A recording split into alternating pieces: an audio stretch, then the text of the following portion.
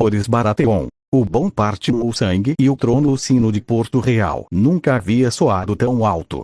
No 9º mês do ano de 297 depois da conquista, os sinos da grande 70ª de Baelor ecoaram por toda a cidade, anunciando ao reino o que todos aguardavam. A rainha Rhaenys Targaryen, primeira de seu nome desde a queda, dera à luz um herdeiro sadio para o rei Robert Baratheon. O príncipe Oris Baratheon veio ao mundo em uma noite tempestuosa, como se os próprios deuses antigos e novos disputassem sua alma. Seu primeiro choro foi tão potente quanto o trovão que abalou as janelas da Fortaleza Vermelha. As parteiras, amedrontadas e maravilhadas, entregaram um menino à rainha com mãos trêmulas. Rhaenys Targaryen, aos 19 anos, segurou seu filho contra o peito e, pela primeira vez em sua vida em Porto Real, chorou lágrimas genuínas. Não de tristeza, mas de uma fúria transformada em propósito. Ele era perfeito. Cabelos tão negros quanto a noite mais escura, exceto por uma única mecha prateada sobre a têmpora esquerda, uma marca inconfundível de seu sangue dragão. Olhos de um azul profundo, quase violeta quando a luz incidia de certo modo. Pele branca como leite fresco, macia e imponente. Oris, sussurrou Rhaenys, acariciando o rostinho enrugado do recém-nascido. Você será maior do que todos eles. Você será o fim e o recomeço. A semente do ódio Robert Baratheon entrou nos aposentos reais apenas uma vez naquela noite, bêbado de vinho doce da Campina. Olhou para o herdeiro com um misto de curiosidade e indiferença, resmungou algo sobre o garoto ter cara de dragão, e saiu para caçar no dia seguinte. Demoraria 3 luas para retornar. A corte murmurou, como sempre murmurava. O rei não ama a rainha. O rei não ama o herdeiro. O rei não ama nada além da caça, da bebida e da memória de Lyanna Stark. Mas Oris não conhecia o desprezo do pai. Conhecia apenas o amor sufocante e estratégico de sua mãe. Rhaenys, aos 3 anos de idade, havia testemunhado um massacre de sua família. Lembrava-se do cheiro de sangue no palácio de areia de Dorne, das mãos de Gregor Clegane ainda sujas da carne de sua mãe e de seu irmão Aegon. Lembrava-se de Tywin Lannister olhando para ela com aquele sorriso de lobo, dizendo, esta aqui serve. Os homens se esquecem mais fácil quando a noiva é bonita. Aos 15 anos, quando Robert finalmente a tomou como esposa, ela aprendeu que o ódio podia ser suportado. Que o nojo podia ser engolido. Que o corpo podia ser oferecido em troca de poder. Na noite de núpcias, Robert cheirava a cerveja e carne assada. Ele não foi cruel, exatamente, apenas indiferente. Fez seu dever de marido e adormeceu antes que ela pudesse se virar na cama. Rhaenys ficou acordada a noite inteira, contando as rachaduras no teto, planejando. Ele me deu um filho, pensou. E esse filho será minha vingança. A criação de um príncipe aos 6 meses, Oris já observava os guardas treinando no pátio com olhos que pareciam compreender demais. Aos 1 ano, para espanto de todos, articulou suas primeiras palavras completas. Mãe em alto valeriano, e pai na língua comum. Os meistres debateram se era prodígio ou obra dos deuses. O meistre Piscelli, velho e servil, declarou que nunca vira coisa igual desde o rei Jaehaerys, o conciliador. Rhaenys contratou os melhores tutores que o ouro Lannister, ironicamente, podia comprar. Oris aprendeu história com o meistre Marvin antes que o excêntrico acadêmico partisse para Essos. Aprendeu estratégia com o Sr. Mattis Rovan, que via no menino um futuro melhor do que no pai bêbado. Aprendeu as leis dos 7 reinos com o meistre Viman, e economia com o Sr. Petyr Baelish, um homem sorridente que Oris nunca aprendeu a confiar. Mas suas lições favoritas eram no pátio de armas. Barristan Selmy, o bravo, a lenda viva, açoitava os rapazes da guarda real com golpes de espada de madeira e os ensinava o significado de honra. Com Oris, foi diferente. No primeiro dia, príncipe, disse Barristan, entregando a um menino de 4 anos uma espada pequena de madeira, você aprende que a espada é uma extensão do seu braço. Não uma ferramenta de violência, uma ferramenta de justiça. Oris ergueu a espada com as 2 mãos, bambo, quase caindo para trás. Barristan riu, um som raro e caloroso. Bom. Você cai. Você levanta. Você cai de novo. O guerreiro não é quem nunca caiu, príncipe. É quem sempre se levanta. Horus caiu 473 vezes naquele ano. Levantou-se 474. O filho e o pai aos 6 anos, Horus já derrotava meninos de 10 nos treinos. Aos 8, conseguia empatar com escudeiros de 15. Aos 10, Barristan me declarou, em particular a rainha, que o menino tinha talento bruto superior ao de Arthur Dayne na mesma idade. Mas talento não é tudo, vossa graça. O coração é o que define um cavaleiro. Rhaenys sorriu, e naquele sorriso havia algo que Barristan nunca conseguiu decifrar, uma frieza contida, um cálculo, uma ferocidade que lembrava perigosamente a do velho rei louco, mas direcionada com precisão cirúrgica. Meu filho terá o coração que eu não pude ter, Sor Barristan. Meu filho será bom. E ela criou Horus com essa palavra incrustada na alma. Bom significava proteger os fracos, mesmo quando ninguém via.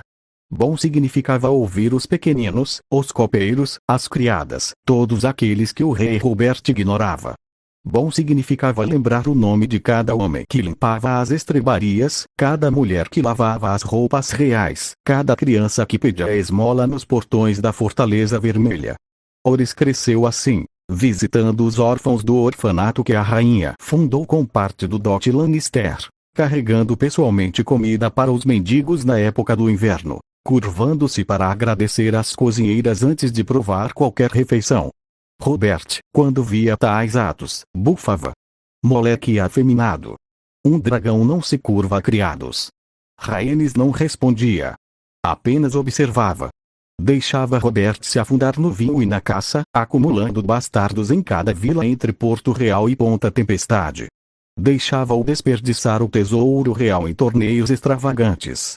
Deixava-o envelhecer e inchar e perder o respeito de senhores que outrora o chamaram de fera de Ponta Tempestade.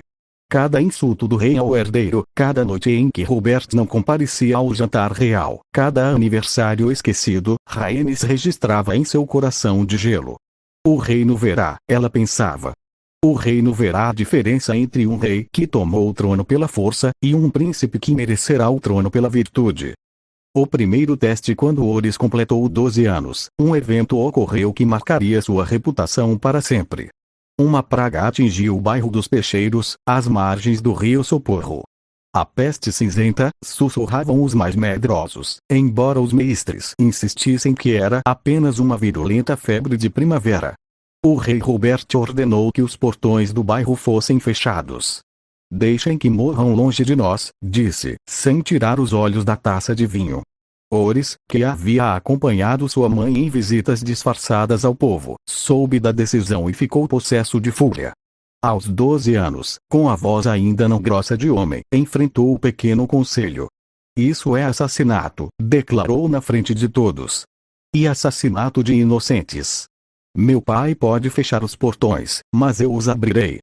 Jon Arryn, o mão do rei, pálido e doente, tentou argumentar, mas viu nos olhos do menino a mesma obstinação que outrora viu em Robert, antes do vinho e da amargura. Rhaenys, sentada em seu canto habitual, silenciosa como uma sombra, esboçou o primeiro sorriso verdadeiro em anos. No dia seguinte, Horus cavalgou pessoalmente até o bairro sitiado, acompanhado por Barristan Selmy e 2 guardas. Levou o grande mestre Pycelle, arrastado a contragosto, e 3 aprendizes.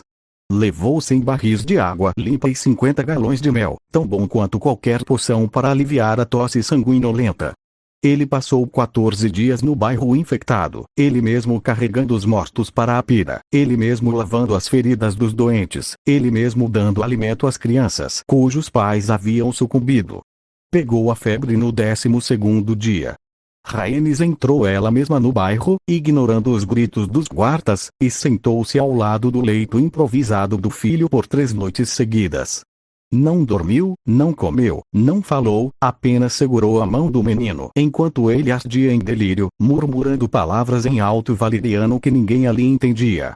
No 4º dia, a febre cedeu. Horus abriu os olhos, viu o rosto cansado da mãe, e sorriu. Mãe, tive um sonho. Sonhei que voava. Rhaenys apertou sua mão, e pela primeira vez em anos, suas lágrimas foram de alívio, não de rancor. A fama cresce, a história do príncipe que enfrentou a praga espalhou-se como fogo em palha seca. Menestréis compuseram canções. Sertões pregaram sermões sobre o garoto que os deuses tocaram. Pequenos senhores e grandes senhores começaram a sussurrar em corredores e salões. Talvez haja esperança para este reino. Não como o pai. Não, esse é diferente. Um Baratheon com coração de Targaryen. Talvez seja exatamente o que precisamos. Robert, ao retornar de uma caçada de 3 meses, ouviu as canções e ficou furioso. Que merda é essa que cantam sobre meu filho? Rugiu, atirando a taça de vinho contra a parede do salão do trono.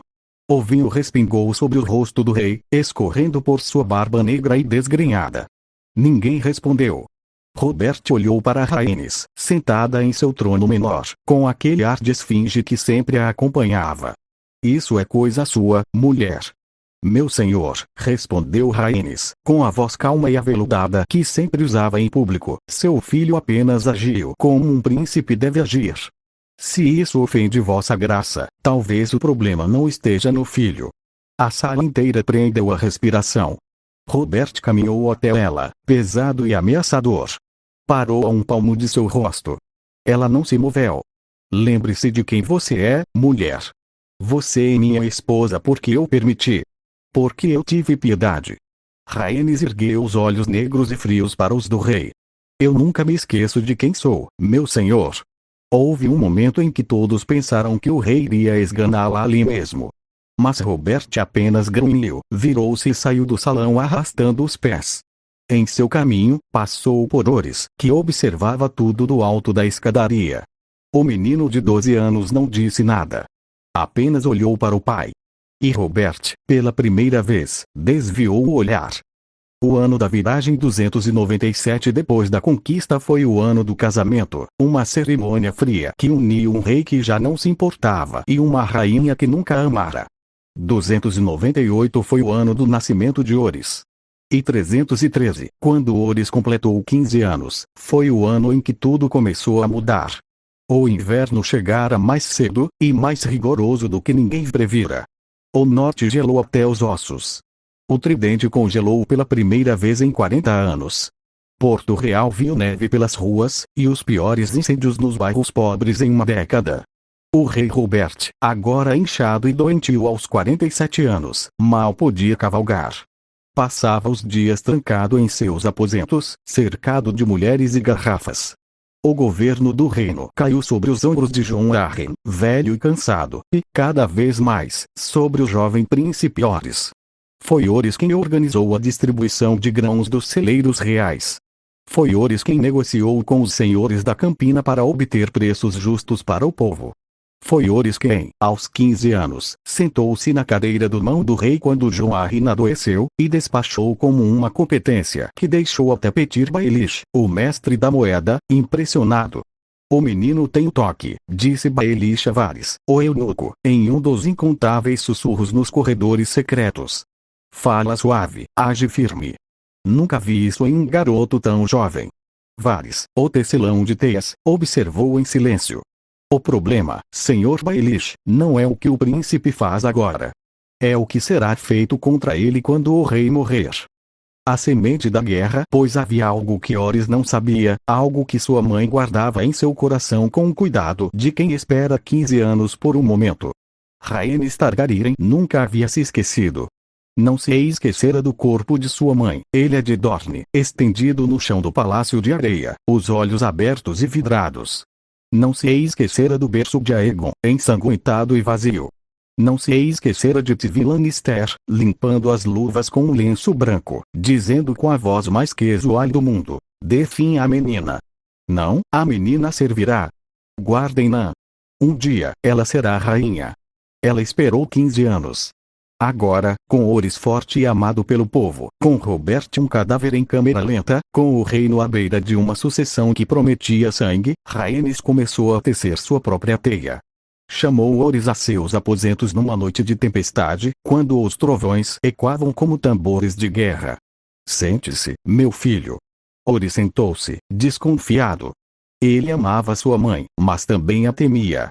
Havia sempre uma frieza nela, um cálculo, como se cada palavra fosse uma peça de Sivace. Mãe, o que há? São as notícias do norte. O inverno está piorando. Rhaenys negou com a cabeça. Seu cabelo, uma mistura do negro Baratheon com o prateado Targaryen, exatamente como o de seu filho, caiu sobre os ombros. É sobre seu pai, Orys. O rei. Orys franziu a testa. Ele está pior. Os meistres dizem que seu fígado, que o vinho, seu pai está morrendo, interrompeu Rhaenys, sem rodeios. E quando ele morrer, haverá guerra. Os Lannisters reivindicarão o trono. Os Targaryens do outro lado do mar também. Os Greyjoy se revoltarão, como sempre. E os Starks se lembrarão de Lyanna. Orys ficou em silêncio. O que devo fazer, mãe? Rhaenys se aproximou, e pela primeira vez, tocou o rosto do filho com ambas as mãos. Seus olhos negros brilhavam com uma intensidade que beirava a loucura. Você deve ser melhor do que todos eles, Orys. Melhor do que o pai. Melhor do que os Lannisters. Melhor até do que eu. Ela se afastou. O reino está podre, meu filho. Os nobres roubam dos pobres. Os ricos compram justiça. Os fortes esmagam os fracos. E ninguém se importa. Sua voz se quebrou, apenas por um instante. Eu me importava, uma vez. Antes de Tywin Lannister arrancar minha família de mim. Antes de Robert me tornar um prêmio. Antes de eu aprender que o mundo não recompensa a bondade, recompensa o poder. Orys ergueu a cabeça. Seus olhos azuis, tão azuis que pareciam feitos do céu de verão, encontraram os da mãe. Então eu mudarei o mundo, mãe. Rhaenys sorriu, e foi o sorriso mais triste que Orys já vira. É isso que me assusta, meu filho. Porque os homens bons sempre morrem primeiro. E o vento sopra. No ano 313 depois da conquista, o inverno apertava os 7 reinos com garras de gelo. O rei Robert Baratheon, primeiro de seu nome, engordava e bebia em seus aposentos, enquanto o reino era governado por seu filho. A rainha Rhaenys Targaryen, primeira de seu nome desde a queda de seu pai, esperava em silêncio, tecendo alianças nas sombras. E o príncipe Orys Baratheon, de 15 anos, o herdeiro do Tronos de Ferro, estava prestes a descobrir que ser o bom não era suficiente. Porque o inverno estava chegando. E com ele, a guerra. Fim da parte 1.